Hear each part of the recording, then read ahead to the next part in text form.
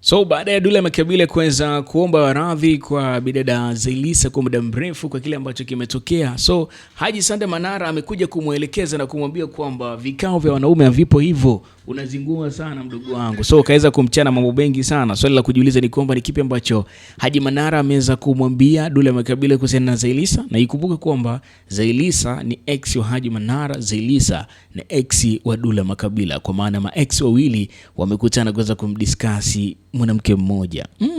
Imagine hii. Okay, karibu sana. Ni kipi ambacho Haji Manara ameweza kumuelekeza Dula Makabila? Na kwa karibu sana, kama ni mara ya kwanza kutazama channel yetu, please tumia sekunde chache tu kwa ajili ya kumeza neno subscribe chini video hii. Ndio kwanza kupata update na kila kitu kinachoendelea kuhusiana na story mbalimbali za Bongo ndani ya mipaka ya Tanzania na nje ya mipaka ya Tanzania. Hii ni Bongo Recap. So kile kinachoendelea bana, Dula Makabila aliandika ujumbe mrefu sana siku 4 zilizopita. Mara baada ya hapo, leo alikuwa ana interview pale The Switch wa Wasafi FM, na ameweza kufunguka mambo mengi sana kuhusiana na uhusiano wake wa kimapenzi, life lake lilivyo kwa sasa na maisha ambayo anapitia kwa sasa.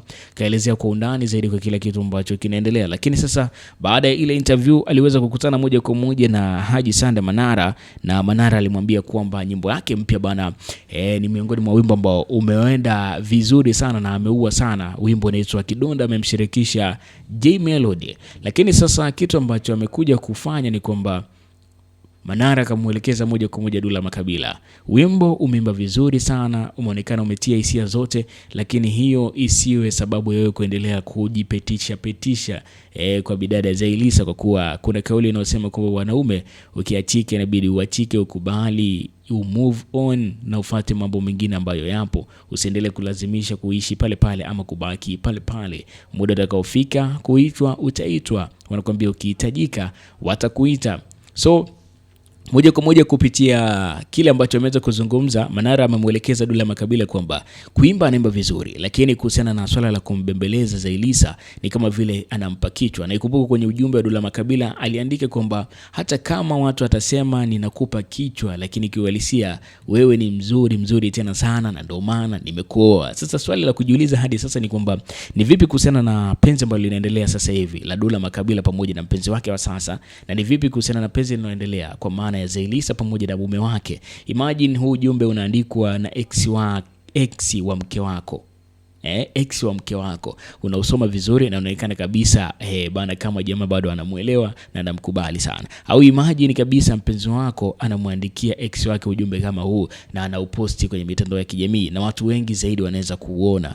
Wewe utafeel vipi? Utafeel vipi kwamba unaishi na mtu ambaye anakwambia kabisa analala na wanawake zaidi ya wawili, zaidi ya watatu kwa wakati mmoja, lakini kwako nimeshashindwa kumove on, yani bado upendo wangu wote upo kwako? Hivi hiki kitu alichoweza kukifanya Dula Makabila ni kweli sahihi kuweza kufanya hivyo, ama na amezingua pakubwa sana mara baada ya kuweza kuingiza hiyo issue na kuweza kufanya hilo jambo? Hebu niandike kupitia comment section hapo. Kwa hii kauli ambayo ameweza kuitoa Dula Makabila, je, yupo sahihi au amezingua asilimia kubwa sana kwa kitu ambacho ameweza kukifanya, kwa sababu hakustahili hata kidogo kuweza kufanya hili jambo, lakini ameforce na ameweza kufanya kitu ambacho ni danger sana kwenye mahusiano yake pamoja na mahusiano ya watu wengine. Kwa nini ameamua kufanya hivi? Ni kitu gani kilichompelekea hadi akafanya maamuzi magumu kiasi hiki? Kwa sababu haya ni maamuzi magumu sana.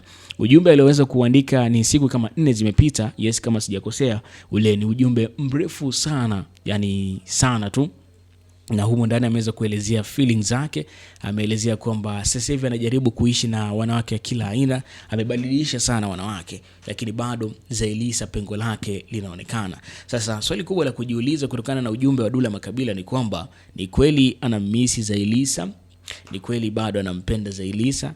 Ni kweli ameshindwa kumove on kwa sababu ya Zailisa ama vipi?